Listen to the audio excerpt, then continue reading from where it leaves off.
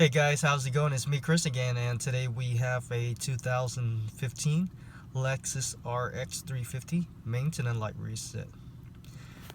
We are simply going to use just this button over here right under the steering column, the audio and trip button, and we are going to use that screen right there. Go ahead and turn on your car without starting.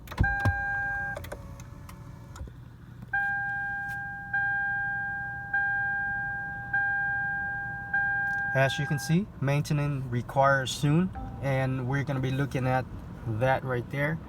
And make sure it's on the trip A, so go ahead and use that audio and trip button. Press it once to go find trip A, just like that. Now turn off your car. Now at the same time, press and hold that trip button and turn your car back on without starting. Give me a second here, and you should see the blinkers running just like that. And that is it, guys. Make sure you click that like. Thank you for watching. I'll see you next time. Bye bye.